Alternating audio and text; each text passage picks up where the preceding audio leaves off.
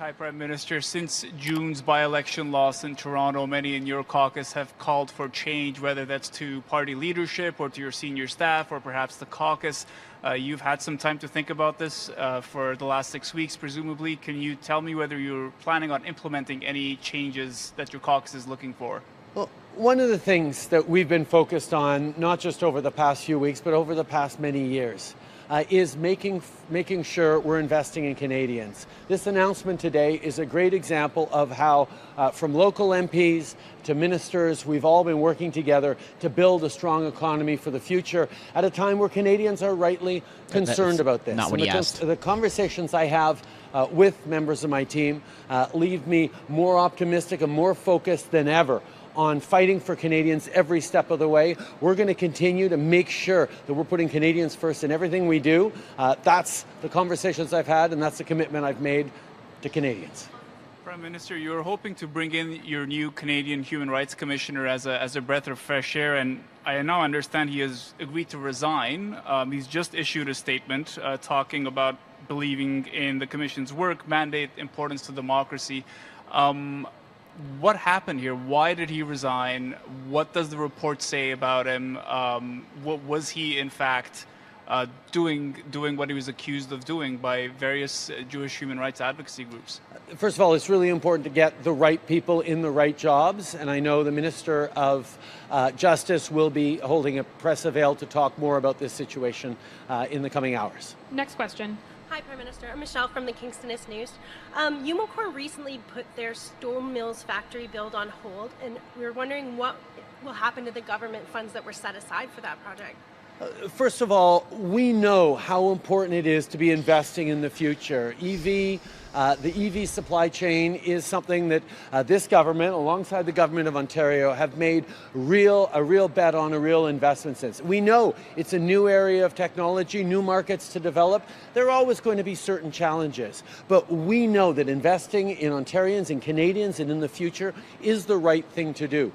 In terms of specific companies making the right decisions, making decisions that are right for them, we'll continue to be there to work with them, but we're making sure that our investments go towards delivering good jobs and a good future for communities right across the country. And I can tell you that the money is still there for Umicore. None of it has been spent yet or invested in them, and we're looking forward to continuing to work with them, as I know the province is as well. Hello, Mr. Prime Minister. My question is also kind of related to Umicore. You know about their announcement last month. And also, you know that the Ford assembly plant was planning to start producing electric SUVs in 2026. Instead, now they have said that they will start producing gas-powered trucks. We know that Canada, the federal government, and also the provinces have announced, have pledged around $50 billion investment in the EV supply chain. Recently, some concerns have been raised. Maybe Canada jumped into the market sooner than it should have. What is your thoughts on that? Canada has made the strategic decision to be a leader in EV supply chains.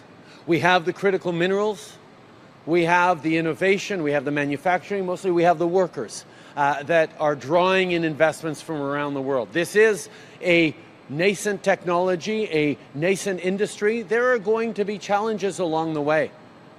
But knowing that Canada has positioned itself as #1 in the world in EV supply chains, according to Bloomberg, as the place to invest, has shown that we are making the right bet on the future. We know that climate change is real. We know that electric vehicles are going to be essential for the future. And the choices that we've made as a government has ensured that Canada will be part of it. I know there's a lot of people who wouldn't have made that choice. The Conservative Party of Canada has said very clearly it would not have made this choice of investing in EVs, investing in workers. But the reality is, as a great Canadian once said, you need to go where the puck is going. The global economy is going towards net zero. Manufacturing is going towards electric vehicles. And with great partnership from the Government of Ontario, Canada has positioned itself to be a leader in the EV industry, and we will continue to be, because those are where the jobs are going to be, not just a couple of years from now, but a decade from now, a generation from now, and over the coming decades. Doug Ford's just like, please shut up. Mr. Prime Minister, my next question is about Venezuela. We know that Canada has expressed concerns about the election results out there. But my question is that why Canada has not joined the United States to declare that President Maduro did not win the elections, and why Canada has not imposed any sanctions on Maduro yet? Canada has been one of the strongest countries in standing up over the past many years against the Maduro regime. We have, as you said, huge questions about those election results. We're calling on the international community to come together and demand a proper accountability. It is essential that the will of the people be respected, and we will continue to work not just as northern countries, but with countries in the global south, particularly across South America, to demand accountability, transparency, and to ensure that democracy returns to Venezuela for Venezuelans.